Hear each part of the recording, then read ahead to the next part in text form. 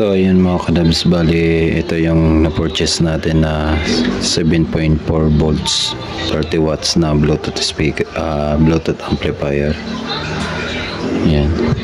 Tapos ito yung binili nating kasel, update sa ating kasel na binili na 3 piraso sa kasamaang halad mga kadabs. Bali hindi na natin nagawa yung kanyang board. So ito may board pa naman to, pero yung board nung iba di na. So instead na gawin pa siya, siguro parang risky na para magawa pa to, kasi ayan na sunog na yung mga board niya. Tapos parang ano pa yan, duplex yung kanyang board, PCB board or printed circuit board. So ang gagawin natin is yun, ito pinurchase nating Bluetooth amplifier na 30 watts, dalawang 30 watts yan, around 400 pesos to. So yan yung ikakabit natin dito mga kadabs. Bali gumawa tayo ng pattern dito para sa kanya. Ito kasukat niya to, yung lapad niya is 8 cm. Yan, may ruler tayo dyan, 8 cm yan. Yan, nasa 8 cm. Tapos yung haba niya is nasa 20.5 cm, so centimeter. So gumawa tayo ditong karton. Ang haba din nito is 20.5 cm, tapos 20.5 8 cm dito pa ano. Tapos tinis natin to or sinukat natin to. Yung lapad ng kanyang pinaka board ay 6 cm yan. Tapos yung papunta dito is 18 cm para magkasya tong ano. So ang ginawa natin, nagkat tayo dito. Ito na yung 8 cm galing dito papunta dito, 8 cm to 20.5 cm. Tapos sinukat natin para magkasya to. Ang sukat niya is 6 cm to 18 cm. So ayan, bali ang allowance dito is 1 cm, 1 cm. Tapos dito 1.5 cm, 1.5 cm. Tapos yan, kinat natin para pattern. So yan, dapat ganito yung butas na gagawin natin para magkasya yung ating ampli na ikakabit o ilalagay.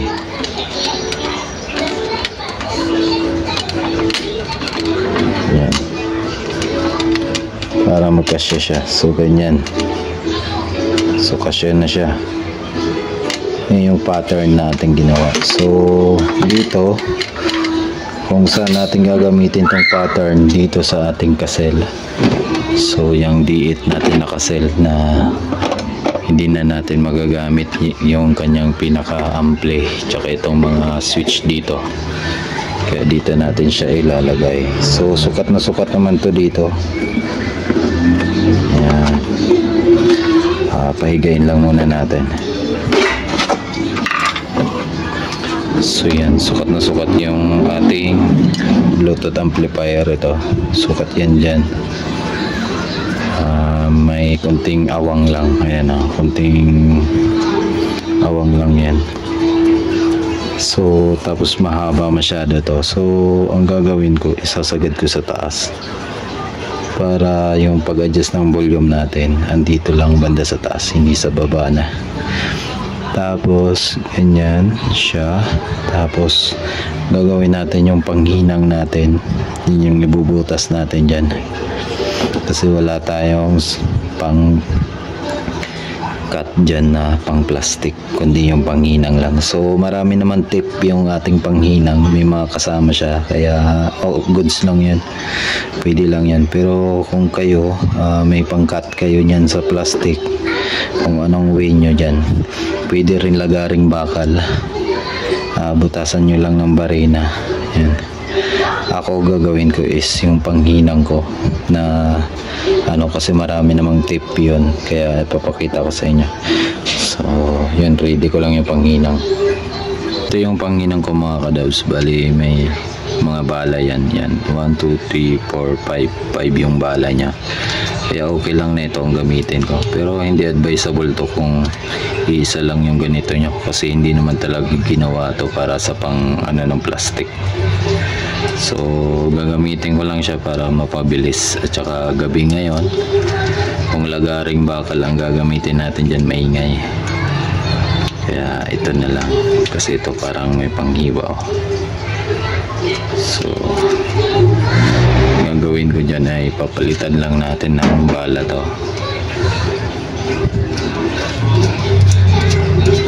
para hindi masira tong stock nya. Yan yung bala nya, tapos ito yung bago. Bali lilinisan din naman natin yan pag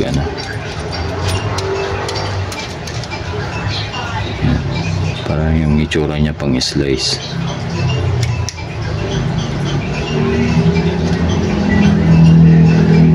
So yan, power on na natin to. Nabili kong may yan, wattage controller or parang volume. So i-high na natin yan.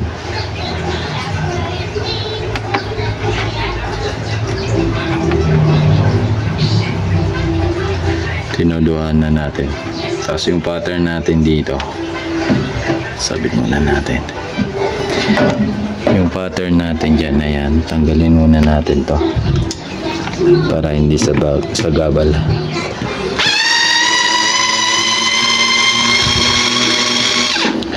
Advisable to doon sa mga may kasil na speaker or bluetooth speaker na nakabili ng ganito tapos nasira, kasi mahina lang talaga na klase yung kanyang amplifier, hindi siya kagandahan. Pero ito ring natin, halos same lang sila ng ampli, pero parang mas matibay pa to kasi may heatsink yan. Yung sa kasil o yung sa dito wala. Ito yan, meron siya pero yung lang, parang hininangan lang lead.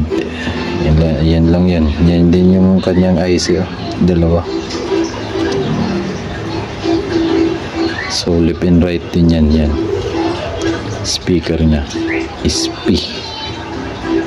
Yan, ito left and right din. Totally wala naman nakalagay na left and right, pero may SP, dalawang speaker yan, output. So yan na yung pattern natin, sundan na lang natin yan.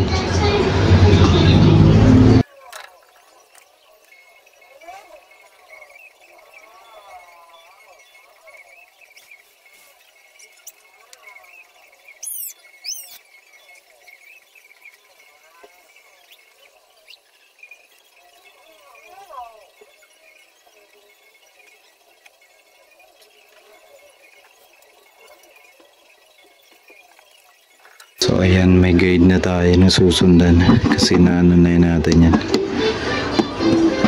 Maganda yung daan ng ating panghinang. Ito, space land siya.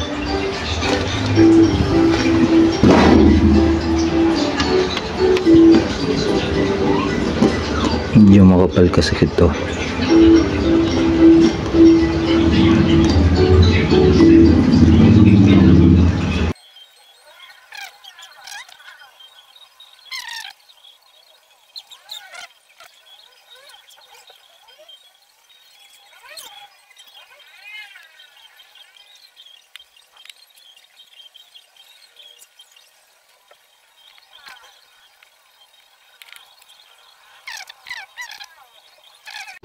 So yun mga kadebs, bali bukas na siya, natapos na natin siya ikat, bubuksan na natin siya. Gamit lang tayo ng flat screw. So takip. As you can see, may speaker yan mga kadabs. Andyan pa yung speaker niya. Habang binubutas natin, ito yung tweeter din niya. May 5 watts na resistor. 6 ohms ata ito. Ayan.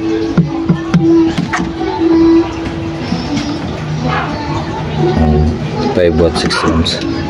Tapos may capacitor pa siya.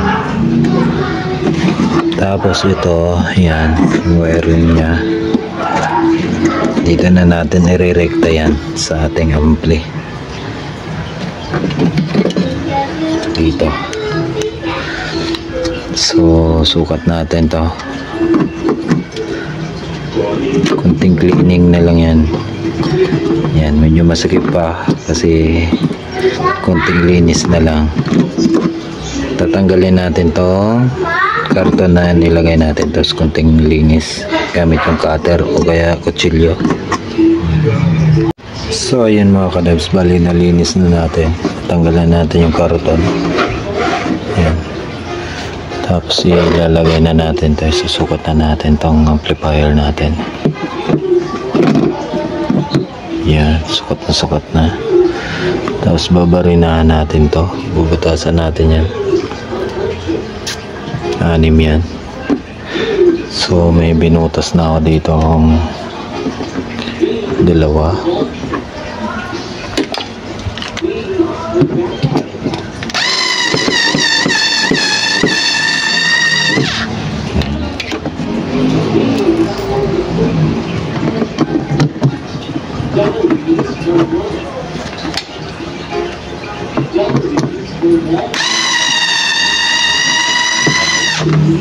So ayan, as you can see mga kadabs, parang sinukat siya dito yung lapad, pero yung haba hindi.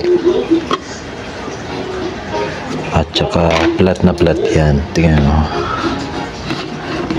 yan, hindi nakaumbok yung itong sa ano nya, variable resistor nya or volume. Hindi nakaumbok, oh. Sukat na sukat yung height. So yan, kumbaga minimalist pa rin siya tignan pag nakatayo. So yan, ganyan siya tignan. Kumbaga pag nakaharap, hindi mapapansin na may amplifier doon sa likod kahit nakatagilid. Yan, maliban na lang kung nakatalikod siya. Ayan, sukat na sukat siya. So advisable to dun sa mga sira yung kasel nila. Maraming diyang nasiraan din. Tsaka mas okay to kasi yung volume niya ng eco andito na, tsaka yung microphone volume, bass and treble dyan na din. So yan, tornilyo ko muna to, additional tornilyo. Kailangan natin tanggalin tong ilaw dito sa gilid para mag-giveaway dito, kasi ang sukat nitong speaker fit na fit lang talaga sa size 8. Pag di mo tinanggal to, hindi siya makaangat. So tanggalin muna natin.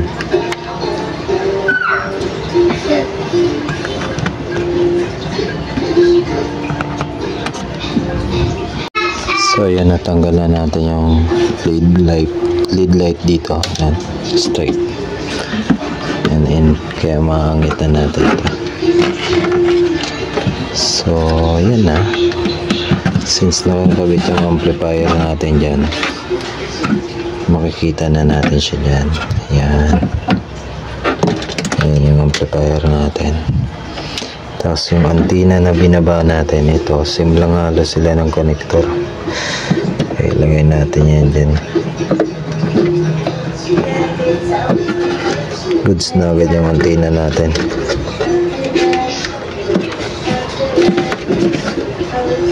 Yan. Tapos ang sunod is ito, speaker natin.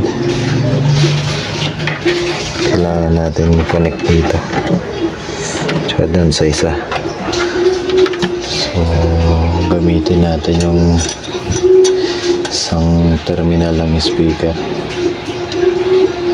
kasi isa lang yung kasama niya, kaya isa lang ang maana natin yan. Tapos nagkabit na tayo nito.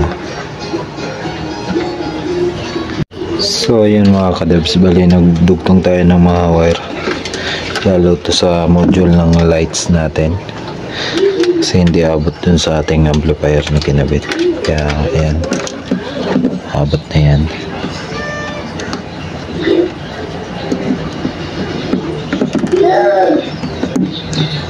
Tapos punta dito, ayan yung dinugtong nating wire kasi kanina sobrang iksi nya.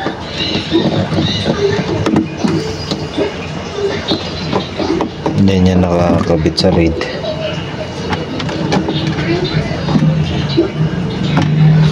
Tapos itong wire na to, dinugtungan din natin yan sa speaker kasi wala tayong mga connector dito.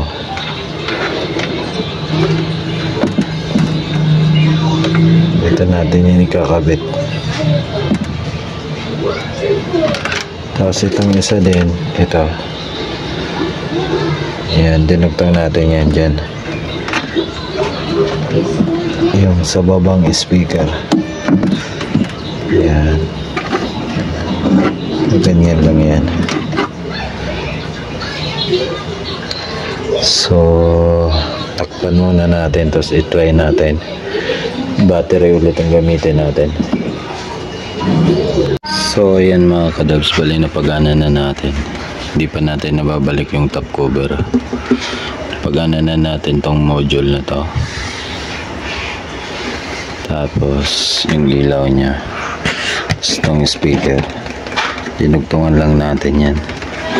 Tapos ito, battery operated lang siya kasi hindi pa natin nabapalitan tong jack na to kasi hindi siya standard size ng ating DC jack. So 9 volts siya in, so hindi kasi yung DC jack natin dyan, maliit masyado. Ito pala yung switch ng ilaw natin, yan. So ito yung switch ng power, bali naka bluetooth yan. Tapos ayan, battery dyan, 12 volts 12 amp. So on natin yung LED lights, yan. Tapos i-on natin yung music, naka music na yan. Volume lang natin ng badya. Yan,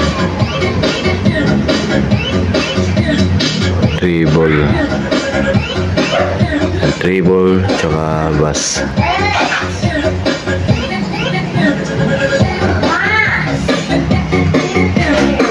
So gabi na, kaya lagi tayong gumagawa ng gabi kasi galing pa tayo sa trabaho.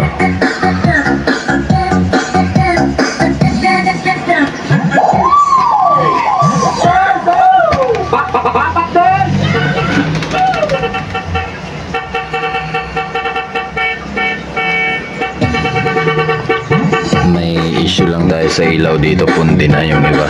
Yan o, siya sa baba. Pero gagawa natin ng paraan yan. Try natin dito.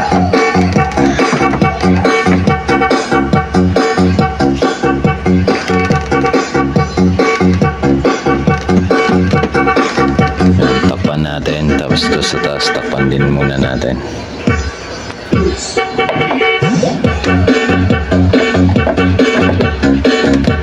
Ganyan yung itsura nya, naka-off na dyan. So, yung function nya dito na.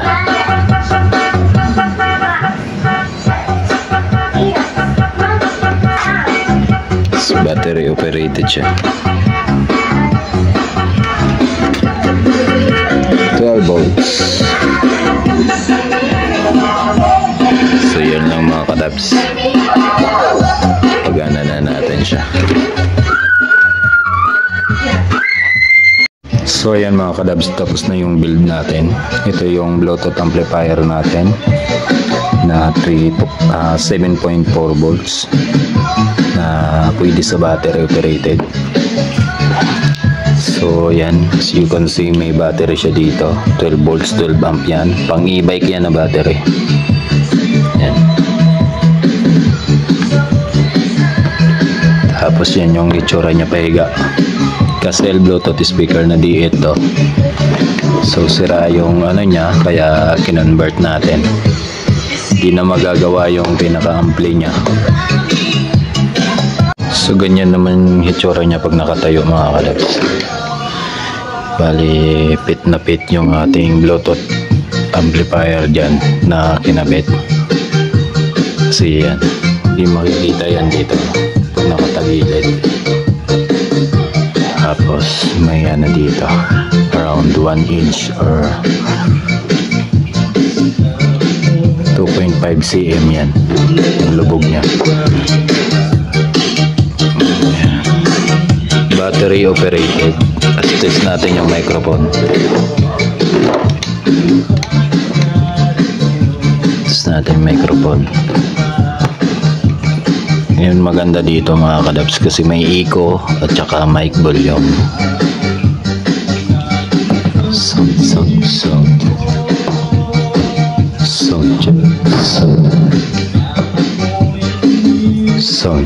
Sound. Test mic test. Max natin. Test mic test. Natin sa atin.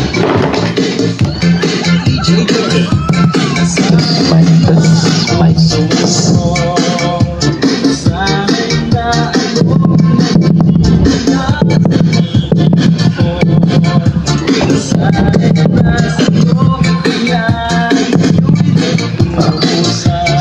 Goods na tayo mga kadabs sa build natin. Ang gagawin ko na lang dyan yung LED lights niya.